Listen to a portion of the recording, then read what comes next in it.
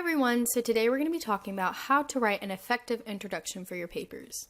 This tutorial was put together by me, Kendall, Hannah, Valerie, and Sophie.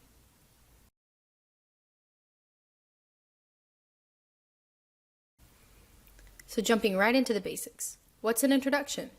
So your introduction is going to be the foundation to your paper. It provides context to what it's going to be about, it engages the audience, and makes them want to read more about it or hear more about it.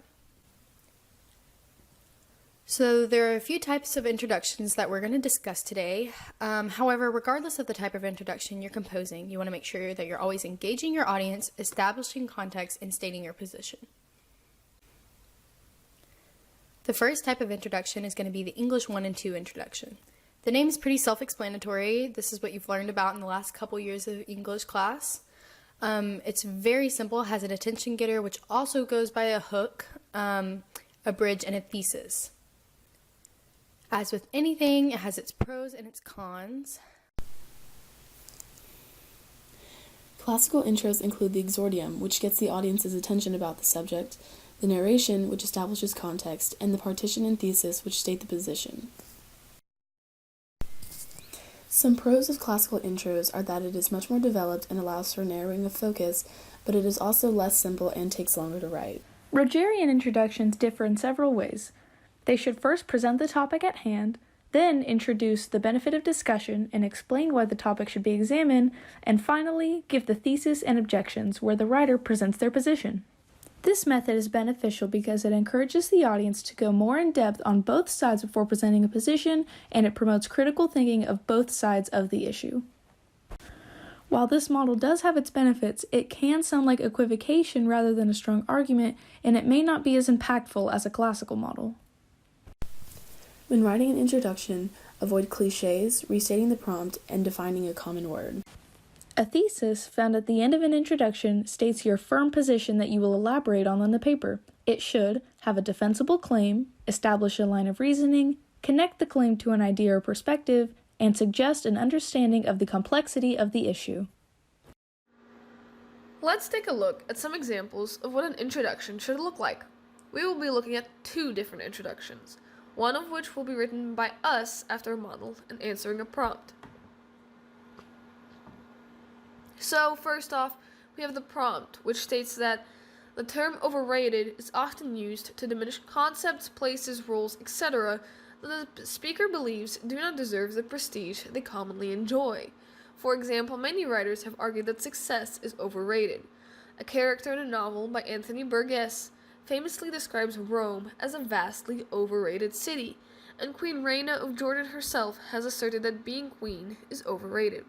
Select a concept, place, role, etc. to which you believe that the term overrated should be applied.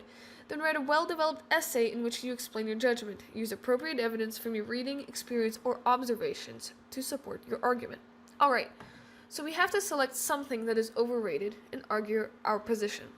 Okay, let's take a look at our model. This introduction is from an excerpt from In Praise of the F Word. It is an article written by Mary Sherry. It is far different from what we learned in previous years. For starters, it is longer than only 3 sentences and models a classical introduction. It begins with an exordium, in this case an anecdote, which describes the worth of a high school diploma, especially of a kid who graduated not literate, but was simply handed down from teacher to teacher. She then proceeds to discuss in her narration of the fortunate students who seek help and learn that the system cheated them by being too afraid to fail them. She then brings up in her partition her goal to teach the kids that the system failed to learn how to read and write, but that there is a better solution, that students need the motivation of failure to succeed. Her thesis states that while the word failure has a lot of stigma behind it, and not always wanted to be used, it needs to be used so that students are motivated. Let's move on to the introduction that we wrote. We wrote, growing up as the youngest, I constantly found myself envying older siblings' lifestyles. In my naive mind, I perceived their teenage years to be full of fun, freedom, and self-discovery. In the midst of my own glorification of the teen years, I failed to acknowledge the downsides that come along with growing up. The fun, freedom, and self-discovery that I thought came with becoming a teen did not arrive to the extent that I thought it would. It was severely overrated. Many of the movies and novels that glorified this teenage lifestyle gave it a much higher praise than it deserved. Although being a teenager opens up an incredible new chapter in an adolescent's life, the majority of teenage experiences are extremely overrated because of the reputation it has gained through media. Okay, so our introduction answered the prompt, which was to choose something that was overrated and argue why. And it also followed the classical model that was seen previously.